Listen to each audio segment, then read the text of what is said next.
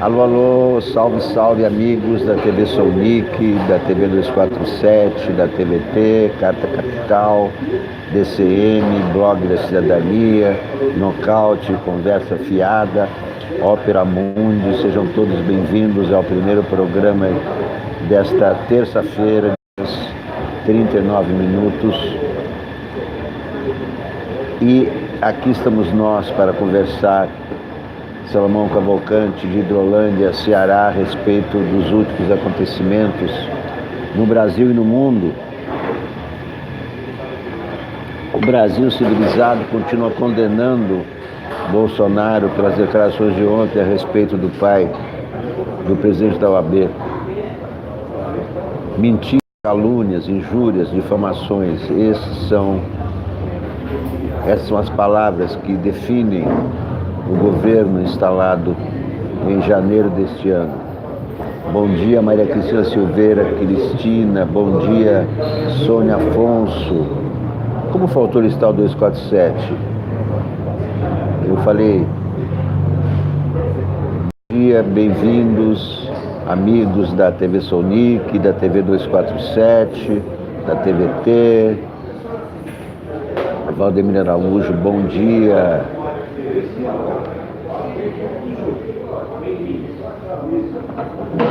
Olha a manchete do Globo. Documentos desmentem versão de Bolsonaro sobre morto pela ditadura. O Bolsonaro colocou a tortura da ditadura na ordem do dia.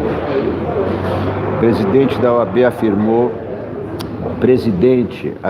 que o pai do atual dirigente da OAB sofreu justiçamento da esquerda. O presidente Jair Bolsonaro contrariou ontem os registros de documentos oficiais ao dizer que morreu em um justiçamento da esquerda o militante da Ação Popular Fernando Souza Cruz. 2 documentos do Estado brasileiro afirmam que ele foi morto pela ditadura em 1974. O presidente da OAB afirmou que Bolsonaro demonstra traços de caráter graves em um governante, crueldade e falta de simpatia. O governador de São Paulo, João Dória, e a senadora Marina Silva condenaram a atitude de Bolsonaro. O Brasil civilizado condena Bolsonaro. Justiçamento da esquerda, nada. Bolsonaro continua tentando corromper a história, tentando contar a história com a sua versão. A versão dele da história do Brasil, que é a versão mentirosa.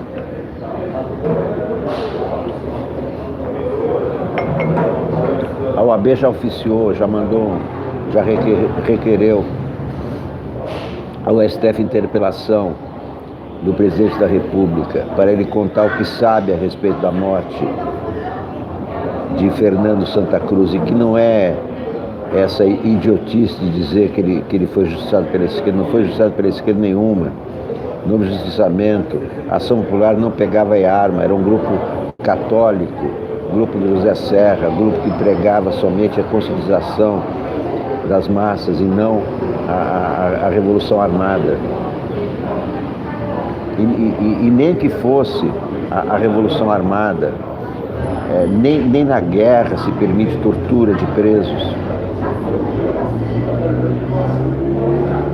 O que a ditadura brasileira usou e abusou. E o Bolsonaro elogia, faz apologia. Os crimes de Bolsonaro na presidência fazem parte de uma lista enorme. Cláudia Moraes. Decoro, já feriu decoro, fere a Constituição, ataca a existência da União. Os crimes dele já estão catalogados. Motivos para impeachment não faltam.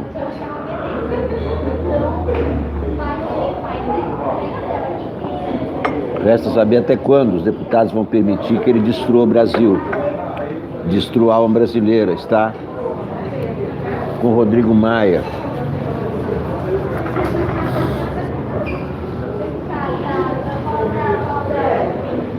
Vamos ao Globo.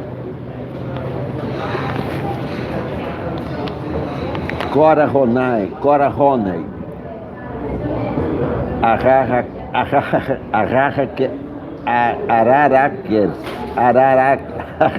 Hackers não tem nada a ver com hackers, que eu escrevi também. José Casado escreve: Brasil, área livre para espionagem. Merval Pereira: datas indicam a intenção de beneficiar Lula. Bernardo Melo Franco: presidente cruza limite da decência. Uma legião urbana: Rio tem 15 mil moradores de rua. E Bolsonaro diz que ninguém passa fome no Brasil. Veja se esse cara não passa fome. Veja se os 15 mil moradores de rua do Rio de Janeiro não passam fome. Mas não são os 15 mil, são centenas de milhares que passam fome.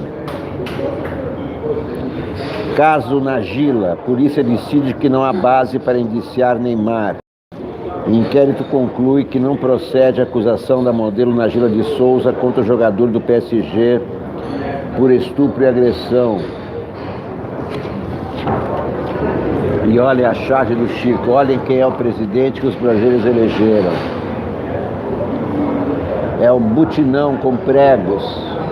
É assim que ele trata os brasileiros, dando-te com seu butinão de pregos. Esse é o presidente que elegeram para o Brasil. Massacre no Pará é o maior desde o Carandiru de 1992, por coincidência com outro autoritário no poder, Collor. 5 horas de confronto entre facções criminosas rivais resultaram na morte de 57 presos. Em São Paulo foram 11. 16 foram decapitados no presídio de Altamira. O maior massacre desde Carandiru.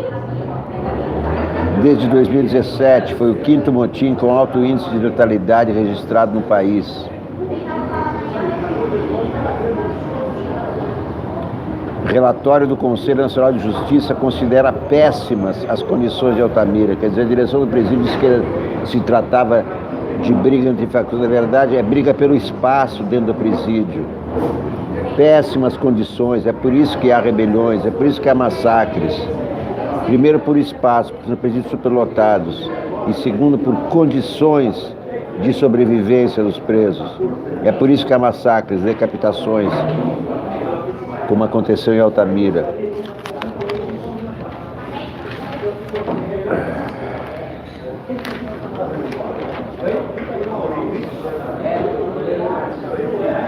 O Globo, o editorial do Globo: a investigação financeira no caso dos hackers.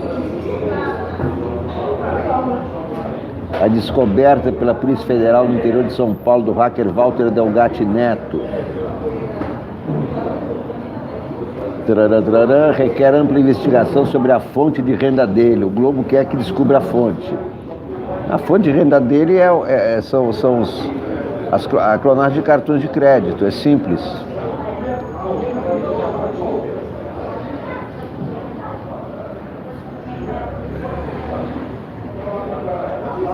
Coincidências de datas, escreve Merval Pereira. Para variar, a semana foi de polêmicas para Bolsonaro, que, entre outras coisas, comentou que o jornalista Glenn Greenwald podia pegar uma cana aqui mesmo. Olá, Laércio Pires.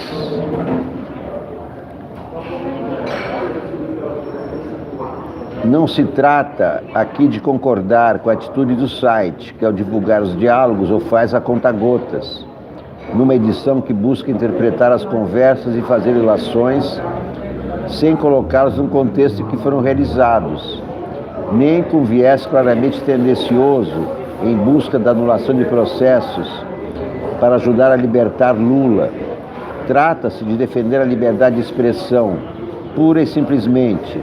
Se Glenn Greenwald não participou da operação de hackeamento, nem a encomendou, não há como pegar uma cana.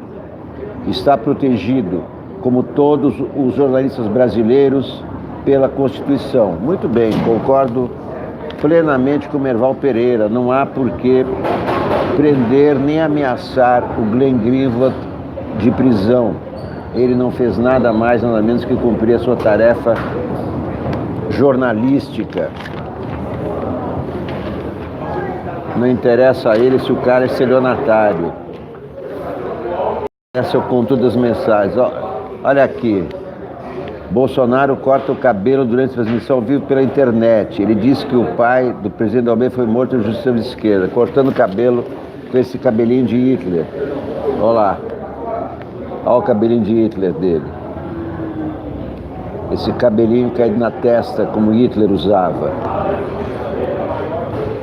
A alta comissária da ONU reage à morte de cacique. Michelle Bachelet, ex-presidente do Chile, diz que ampliar a mineração em terras indígenas pode levar a incidentes de violência, intimidação e assassinatos. Investigações ainda não encontraram vestígios de invasão em aldeia. A alta comissária para os direitos humanos da ONU, Michelle Bachelet, afirmou ontem que o assassinato do cacique Emira Wayampi, da terra Wayampi, próxima à cidade de Pedra Branca do Amapari, no Amapá, é trágico, irrepreensível por si só. Bachelet disse ainda que a política de ampliar as áreas de mineração na Amazônia, proposta pelo governo brasileiro, pode levar a incidentes de violência, intimidação e assassinatos do tipo infligido ao povo Wayampi na semana passada. Ela apontou que é essencial que as autoridades reajam rapidamente para investigar o acidente. Medidas efetivas devem ser tomadas para salvar as vidas e a integridade física do povo Wayampi, inclusive por meio da proteção de seu território pelas autoridades.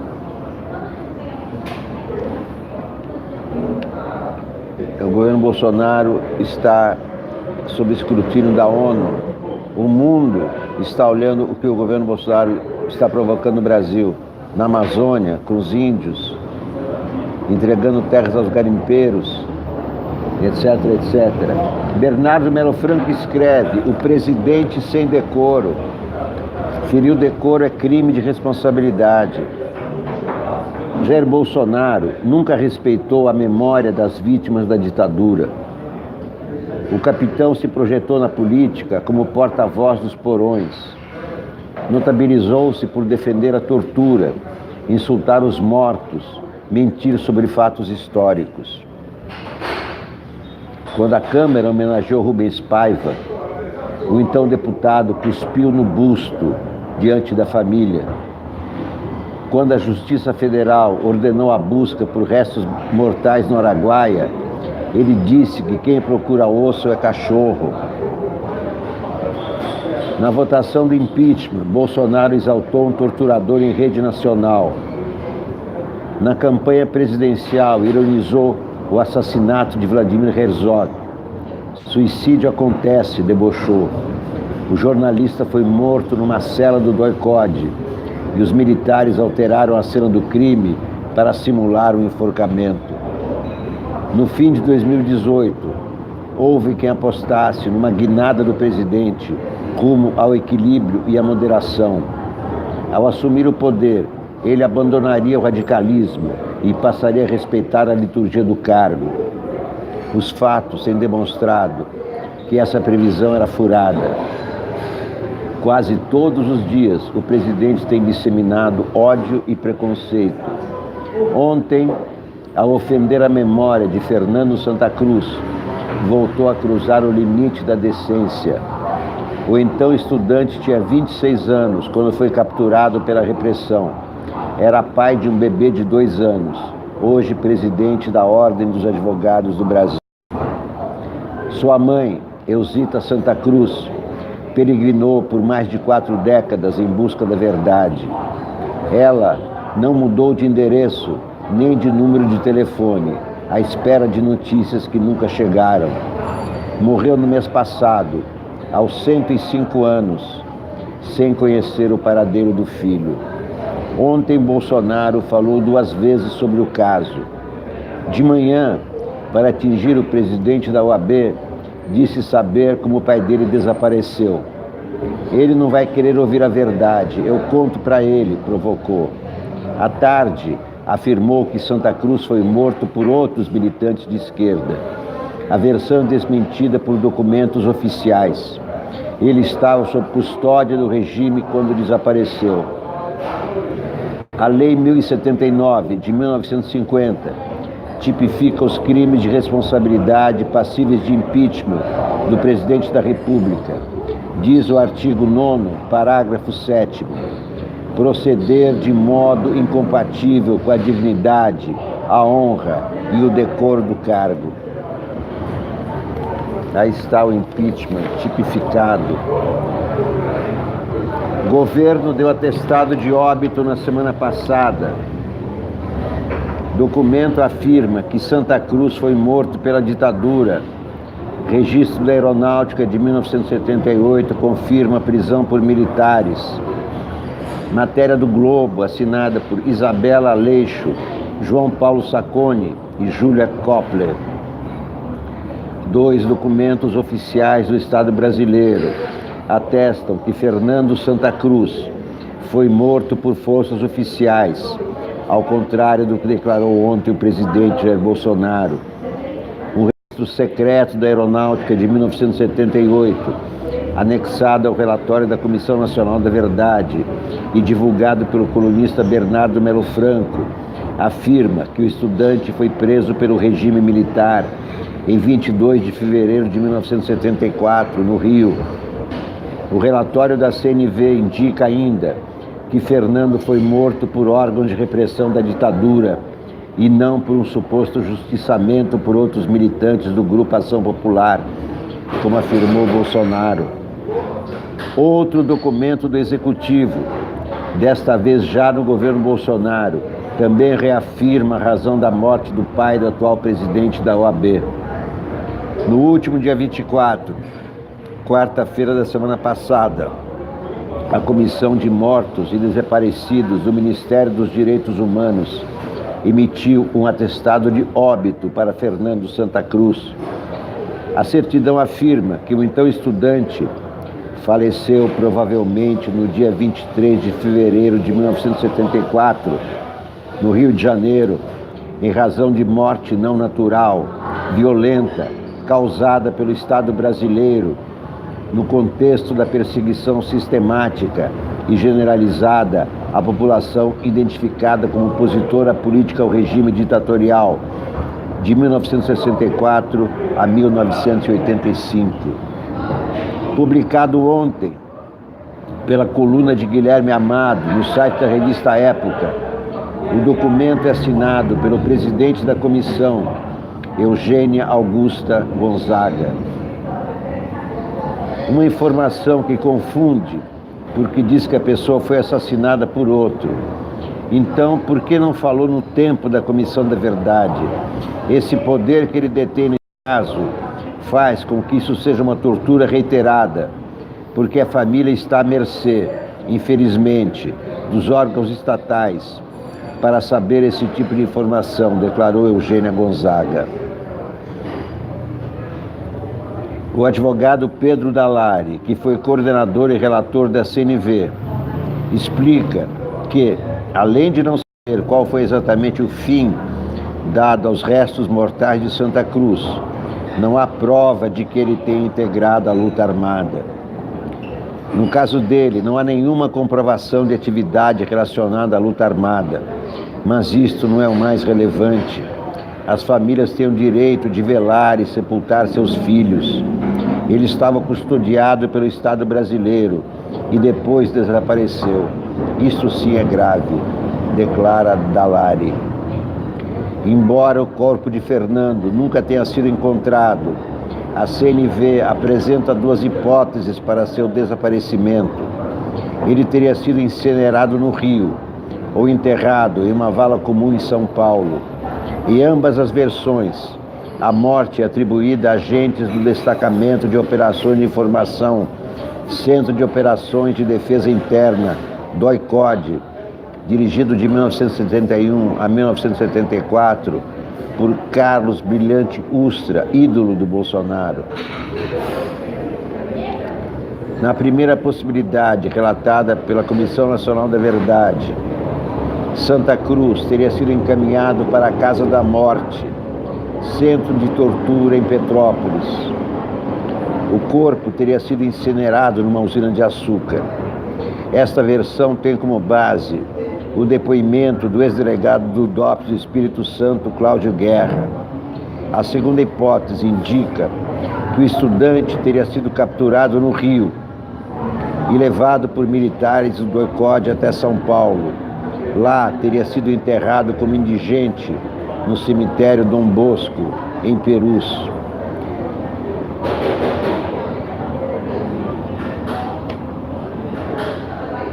Matéria do Globo.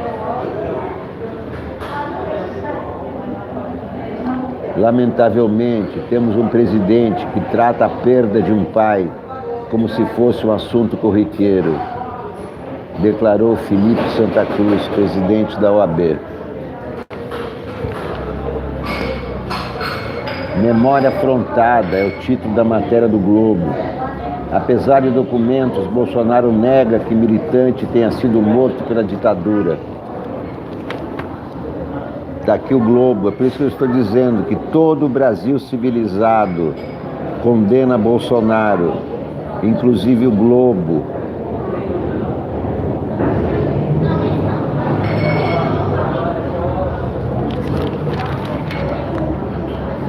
Hackers, MPF apura falhas de operadoras.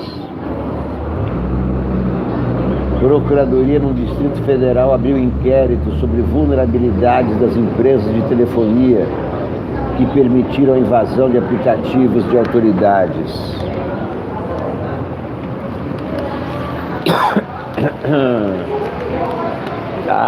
O assalto de o roubo de 720 quilos de ouro. Ouro roubado em São Paulo era de mineradora canadense. Empresa Kinross Gold. Muito barulho agora.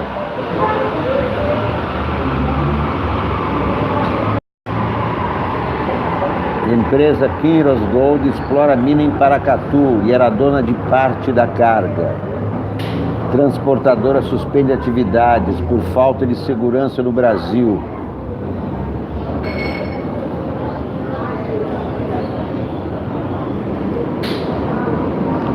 Uma das donas da carga de 718 de ouro roubada na semana passada no aeroporto de Guarulhos é a empresa canadense Kinross Gold Corporation, que transportava o material para clientes na América do Norte.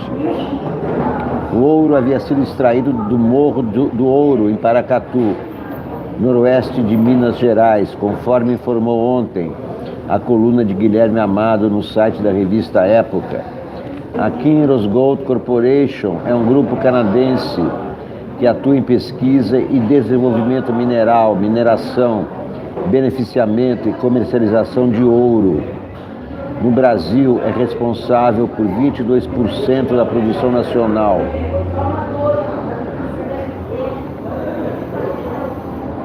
O grupo canadense também opera no Chile, nos Estados Unidos, no Canadá, Gana, Mauritânia e Rússia.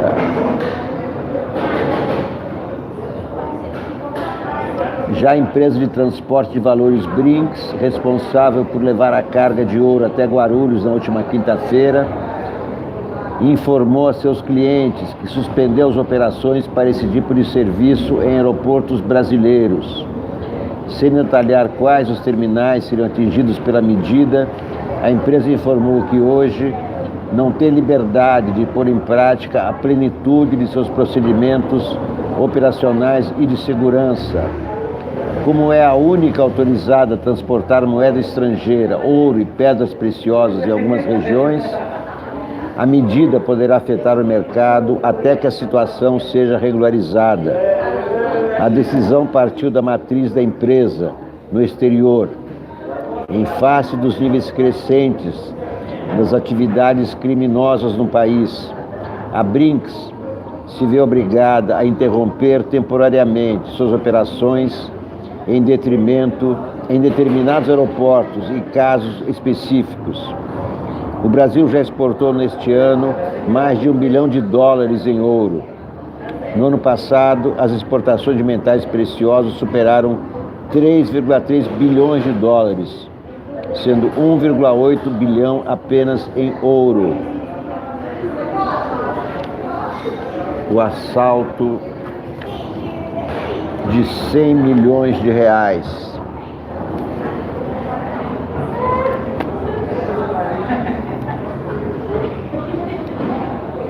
Bolsonaro radicaliza a fala em acena aos filhos e à base, diz a Folha de São Paulo. Jair Bolsonaro tem radicalizado suas declarações nos últimos dias. Ontem causou repúdio até de aliados ao atacar a memória do pai de Felipe Santa Cruz, presidente da OAB. Para pessoas próximas, a subida de tom reflete incômodo com críticas a seus filhos e aceno à sua base eleitoral, com o impulso da aprovação da reforma da Previdência na Câmara em primeiro turno, poder A4 e A6.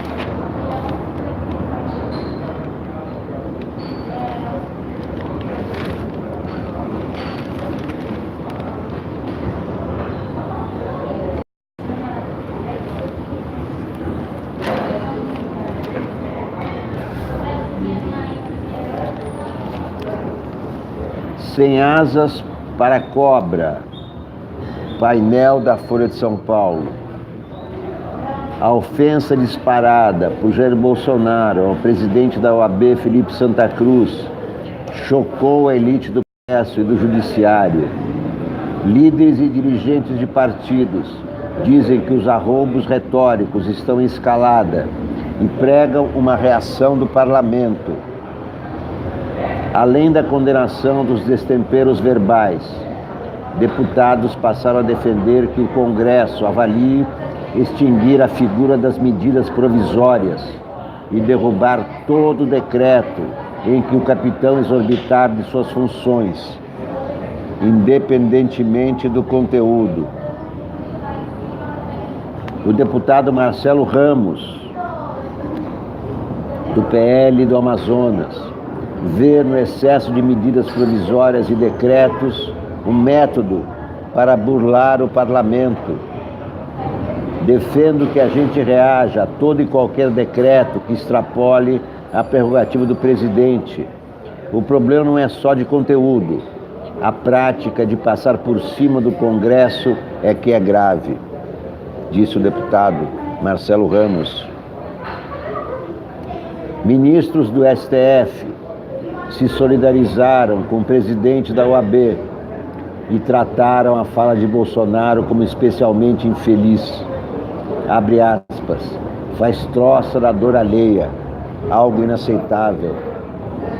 Ele disse que poderia contar o que aconteceu com o pai de Santa Cruz, preso pela ditadura e desaparecido desde então. Familiares de Fernando Santa Cruz vão pedir à Comissão Interamericana de Direitos Humanos que se manifeste sobre a fala de Bolsonaro. Ocultação de cadáver é crime permanente. Logo, dizem, se o presidente sabe de algo, deve falar. Neto de Mário Covas, que teve os direitos políticos cassados pela ditadura. Bruno Covas, prefeito de São Paulo, repudiou o discurso de Bolsonaro. Absurdo, inaceitável, incompatível com a República Democrática. O presidente precisa falar menos e governar mais. A sociedade não vai tolerar posturas antidemocráticas e gestos de intolerância. Como advogado, me solidarizo com a OAB. Como cidadão, me indigna comportamento que vai contra o processo civilizatório.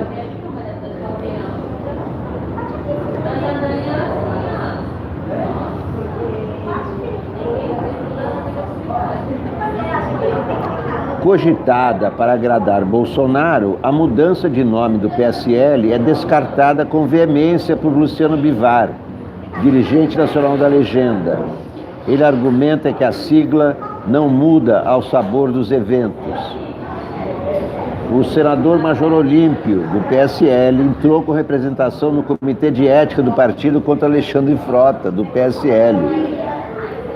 Vai processar o deputado por danos morais. Motivo: uma série de tweets publicados na semana passada. Neles, Frota diz que o senador Major Olímpio instalou uma milícia de ex-PMs no PSL. É isso. Partido do Suco de Laranja.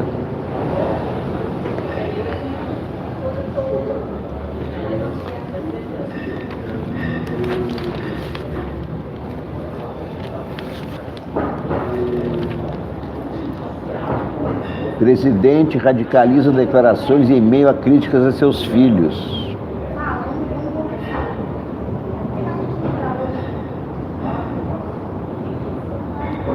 Para especialistas, falas fogem ao decoro e tentam engajar fiéis. Matéria de Carolina Linhares na Folha. Recentes declarações com conteúdo falso e preconceituoso, feitas pelo presidente Jair Bolsonaro, fogem ao decoro do cargo, reforçam seu caráter antidemocrático e servem para manter engajado seu público de apoiadores, mas não devem gerar maiores consequências políticas ou jurídicas, segundo especialistas ouvidos pela Folha. Abre aspas, com a certeza de que a reforma da Previdência vai ser aprovada, Bolsonaro fica mais à vontade em assumir o protagonismo em que ele se sai melhor, que é mais como comunicador do que como presidente, diz Jairo Pimentel, cientista político da Fundação Getúlio Vargas. Politicamente, de acordo com os especialistas, as declarações tendem a piorar a imagem do Brasil no exterior. Internamente, acirrar um ambiente polarizado e radicalizado, mas não são suficientes para desencadear crise institucional grave. Abre aspas. O Brasil já tem um nível alto de polarização. Então, quem apoia o presidente não vai se importar com essas falas. E quem já se opõe não vai se opor mais por causa disso. Também não vai mudar o apoio que ele tem no Congresso, afirma Bruno Castanho Silva, doutor em ciência política e coordenador do grupo de pesquisa Team Populismo, Equipe Populismo. Para Maria Hermínia Tavares, professora aposentada de ciência política da USP, o presidente adota uma postura antidemocrática. Aspas. Bolsonaro alimenta o clima de polarização que qualquer presidente normal teria tentado reduzir. Nós temos um paradoxo, que é um sistema democrático presidido por um líder de extrema-direita autoritário. Do ponto de vista jurídico, o professor de Direito da USP, Gustavo Badaró, diz que as declarações tangenciam o crime contra a honra, mas não cruzam essa fronteira. Para ele, Bolsonaro tampouco cometeu crime de responsabilidade. Aspas.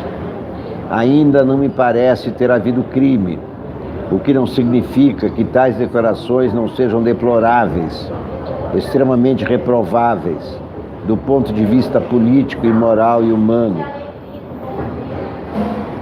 Carolina de Paula, cientista política da UERJ, aponta ser improvável que o Congresso, em sua formação atual, abra um processo de impeachment. A pesquisadora lembra que, aspas, a tensão entre o presidente e os deputados, na hora do vamos ver, é controlada com as veras práticas, como o pagamento de emendas. Em relação à fala sobre o pai do presidente da OAB, Badaró diz que Bolsonaro se coloca em posição complicada. Ele dá a entender que sabe o que aconteceu. Se não sabe, mentiu sobre assunto relevante para a nação. Se sabe, tem o dever de vir a público esclarecer, até porque temos uma comissão da verdade para isso. A estratégia, de acordo com os pesquisadores, é manter um público fiel e engajado, que no caso de Bolsonaro representa os 33% que aprovam o seu governo, segundo pesquisa Datafolha de julho. Abre aspas. A direita no mundo todo percebeu que, para vencer a eleição, não precisa alcançar todos os eleitores. Por isso, busca criar um nicho forte e fiel por meio de polarização e atrair leitores de centro, batendo nos candidatos de oposição, diz Pimentel, da FGV. Havia gente achando que Bolsonaro era um personagem que seguiria a liturgia do cargo ao ser eleito. Esses são os iludidos, eleitores que ele já perdeu. Agora está refém desses 30%, que são alimentados por declarações virulentas e cheias de ódio, afirma Paula da UERJ.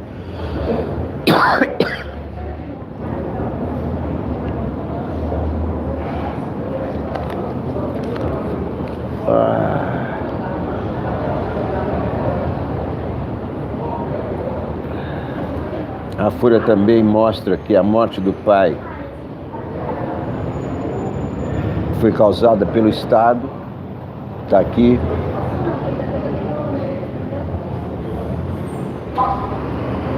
Não, estão me perguntando o que eu acho. Breno acha que não deve haver união com a direita por impeachment. Você concorda? Pergunta o Lucas Lua. Olha, é o seguinte, nessa questão eu concordo com o Flávio Dino.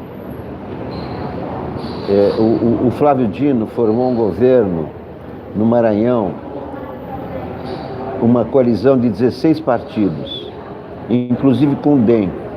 E o DEM não atrapalhou em nada o seu ótimo governo, cujo principal destaque é a educação. Portanto, tudo indica, tudo mostra a história que a forma de combater a extrema-direita é todas as forças contrárias se unirem, inclusive a direita. Eu acho sim que a esquerda tem que se unir com o centro, tem que se unir com todos aqueles que são contra Bolsonaro. E aí sim é que haverá um conjunto de forças importante para combater a extrema-direita. Eu não acho que o caminho é a esquerda se isolar, como dizem teóricos como Breno Altman. Eu não concordo. Eu concordo com Flávio Dino, que prega a união da esquerda com o centro e até com a direita, a união de todas as forças que são contrárias à extrema-direita. É assim que o Brasil venceu a ditadura. Assim foi vencido o nazismo. Esses são os exemplos históricos. Não foi a ditadura brasileira, foi o movimento Direta Já, que foi justamente isso. Foi a reunião da esquerda com a centro-direita e com a direita para derrubar a extrema-direita que estava no poder. Não podemos esquecer dessas lições históricas. O Joel Silva diz que o centro quer essa reforma destruidora. O problema é o seguinte, você pode não concordar com a reforma, mas concordar em que é preciso barrar Bolsonaro. Então, na questão, por exemplo, dos decretos do Bolsonaro, a esquerda tem que se unir com a direita. Não na questão da reforma, precisa se unir em todos os casos. Eles têm que se unir quando se trata de defender a democracia. A questão da reforma é outra coisa. É muito possível os partidos de esquerda se unirem com o centro na questão da defesa da democracia, que é o mais importante.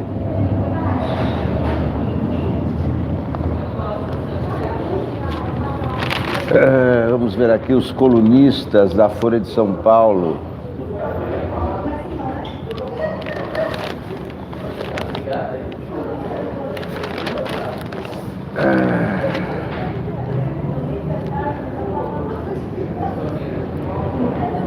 A sorte está lançada, escreve Ranier Bragon na Folha de São Paulo. No ano 49 a.C., Júlio César violou as leis romanas e cruzou o rio Rubicão com seu exército, dando início à guerra e a expressão que se consagrou como sinônimo de decisão que não tem volta: cruzar o Rubicão. Mais de 2000 anos depois, o Brasil atravessou o seu Rubicão particular ao eleger presidente uma pessoa com o preparo, as propostas, o passado, o nível intelectual, a moral e o humanismo de Jair Bolsonaro. O regime democrático que permitiu tal decisão dará uma extraordinária demonstração de solidez e perpetuidade se suas instituições republicanas não só resistirem, mas derem respostas firmes e destemidas ao que estamos presenciando, ou caminhará para o pântano do atraso e do obscurantismo. Não há volta. Bolsonaro testa os limites. A cada nova entrevista, novo ato, tateia até onde pode avançar a cruzada medievalista. E não importa se ela é involuntária ou calculada para animar fanáticos e criar cortinas de fumaça. Na manhã desta segunda-feira, ontem, prosseguindo no seu campeonato de manifestações abjetas, atacou o presidente da Ordem dos Advogados do Brasil, Felipe Santa Cruz. Em vez de se limitar a apontar os eventuais equívocos que desver na ação do dirigente, alguns escorados em afirmações mentirosas, como é seu hábito, insinuou leviandades sobre o desaparecimento na ditadura militar do pai do advogado. Santa Cruz, à época, era um bebê de menos de 2 anos de idade. Não é roubo esporádico. No sábado, por exemplo, afirmou que o ambiente só interessa a veganos. O que o dito ministro do Meio Ambiente acha disso é um mistério. Ricardo Salles foi acometido de momentânea mudez, assim como faz em casos similares o colega que pendurou a toga e a biografia para abraçar indelevelmente o bolsonarismo. Não serão os aduladores que darão resposta aos despauterios do presidente. Espera-se isso das instituições e dos que dentro ou fora delas se contrapõem à marcha da insensatez.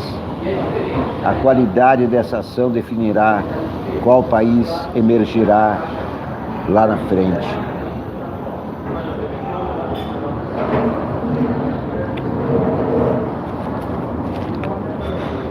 Deixa eu ver a coluna da Mônica Bergamo. Mona Lisa dos Trópicos, ainda não é a coluna da Mônica Bergamo, é a capa da Folha Ilustrada.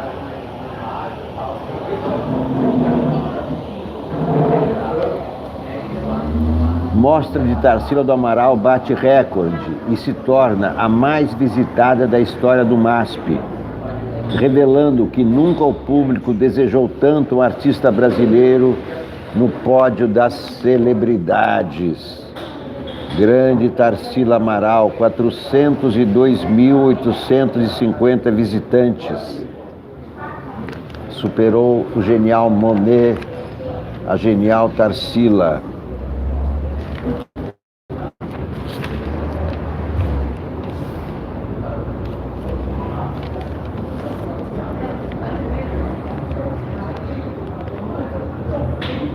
Mônica Bergamo, coluna da Mônica Bergamo. A informação de que o celular de Jair Bolsonaro foi hackeado não convenceu parte do núcleo duro do governo federal. Assessores do presidente ainda duvidam que isso tenha ocorrido, apesar da nota divulgada pelo Ministério da Justiça, comandado por Sérgio Moro. Uma das razões para a descrença é que as comunicações entre Bolsonaro e essas pessoas nunca sofreram interferência, nem o presidente se queixou de qualquer anormalidade. Já o hacker Walter Delgatti Neto declarou à Polícia Federal que invadiu os celulares de diversas autoridades, mas nenhuma do atual governo federal. The Intercept Brasil desmente os rumores de que tem em seus arquivos diálogos de magistrados do STF. O Intercept não tem conversas extraídas de Telegram de ministros, diz o site. As versões surgiram depois que Moro disse ao STF que um dos magistrados havia sido alvo dos hackers. Mais mentiras, portanto, do Sérgio Moro. Nem Bolsonaro foi hackeado, nem nenhum ministro do STF foi hackeado. Mentira do Moro. Por que será que ele deu esses telefonemas avisando que eles foram hackeados se não foram?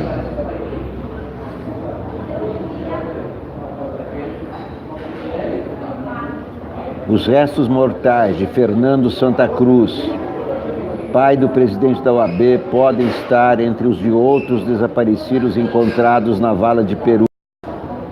As identificações ainda não foram concluídas. O caso voltou à tona depois que Bolsonaro, ao atacar a OAB, afirmou que sabe como Santa Cruz foi morto. E a Comissão Especial sobre Mortos e Desaparecidos, presidida pela Procuradora Regional Eugênia Gonzaga, pode acionar o Congresso. Bolsonaro dê explicações sobre as afirmações.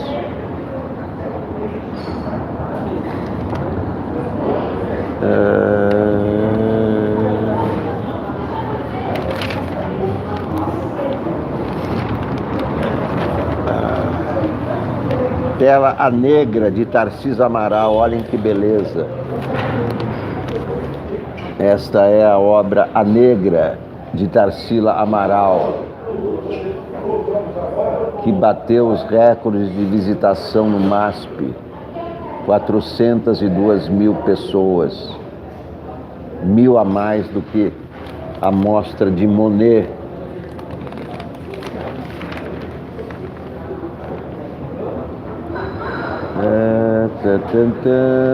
Cena do crime, sinto-me a mente. Bom, Manuela Cantuária, roteirista e escritora. Página de humor da Folha Ilustrada, vamos ver. Cheguei chorando ao trabalho, porque um homem placa me ignorou. Não queria o panfleto dele, mas e daí? No elevador, sinto minha menstruação descer. Isso explica muita coisa. Passo na sala onde a Joyce trabalha, a única amiga que fiz ao longo desses 3 meses de experiência, em busca de absorvente. Bom, e isso basta.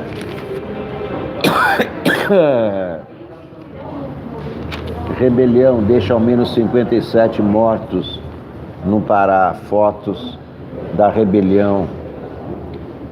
Mais uma cadeia sem nenhuma condição de sobrevivência. Mais uma cadeia superlotada. O maior motim desde o de Carandiru. No pior derivado do verbo esperar, o substantivo esperança marca nossa história desde o achamento da terra, quando os nativos esperavam conviver em paz com os recém-chegados às suas praias.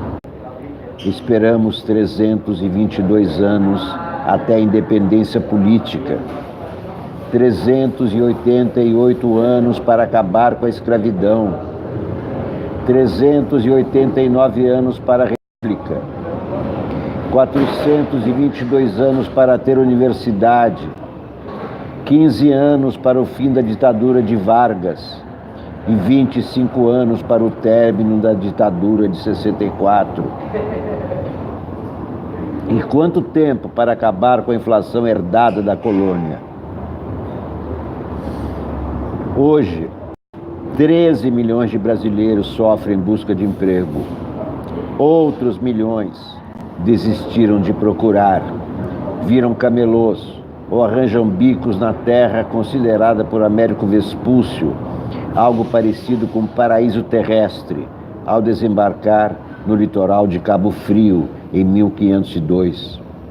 Tudo bem, ainda esperamos o país do futuro imaginado por Stefan Zweig. E por que não afanar-se no Brasil com o conde Afonso Celso? Criança, não verás nenhum país como este, exaltava Olavo Bilac, deitado eternamente em berço esplêndido do hino nacional.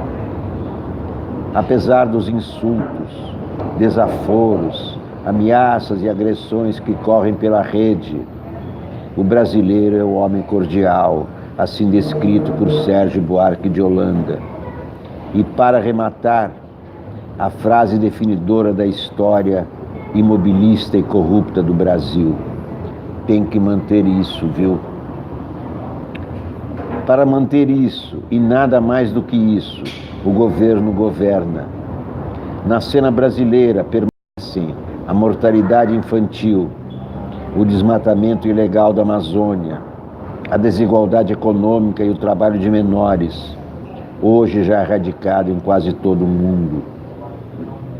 E mais do que isso, aqui o sistema cruel recebe elogio e incentivo do presidente, ao afirmar que trabalhou desde os 9 anos de idade e prosperou na vida.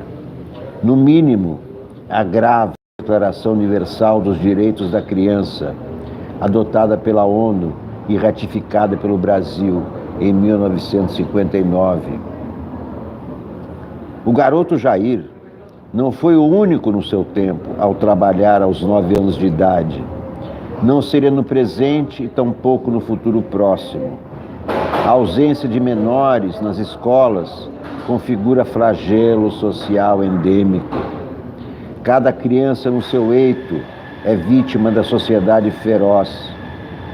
Se contadas aos milhões, a vítima é o Brasil.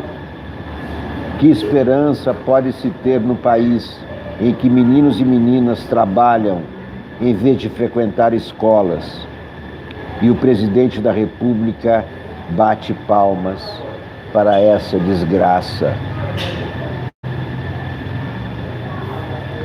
Escreve Cícero Sandrone na Folha de São Paulo. Meus caros amigos, é difícil mantê-la, mas pior ainda é perder a esperança. O que nós não podemos perder é a esperança em nós mesmos, em nossas forças, em nossa energia, em nossa sensibilidade, em nossa criatividade, em nossa audácia, em nossa necessidade de viver livremente. A primeira coisa de que qualquer ser humano precisa é a liberdade, que é a primeira coisa que acaba quando se implanta uma ditadura. O Brasil já passou por 2 períodos de ditadura. O primeiro da ditadura Vargas, 15 anos, de 1930 a 1946, 16 anos. O segundo, de 1964 a 85, mais 21 anos. Quase 40 anos de ditadura que atrasaram o Brasil, que trouxeram luto, miséria, crueldade, divisão, intolerância. As 2 ditaduras e qualquer ditadura conspira contra o progresso de um país, contra o desenvolvimento. É na democracia que o Brasil progrediu. É na democracia que os brasileiros convivem sem medo, sem ameaças, sem intimidações. Esse governo que assaltou o poder, esse governo de extrema direita que assaltou o poder, é um governo sem futuro, porque o futuro brasileiro é de desenvolvimento, é de crescimento, é um futuro civilizatório e não um futuro obscurantista. Muito obrigado a todos por assistirem à TV Sounic, por assistirem à TV 247, a nossa nave-mãe. Aqui não entra fake news, aqui não entram teorias da conspiração, porque tanto fake news como teorias da conspiração só servem para trazer mais confusão.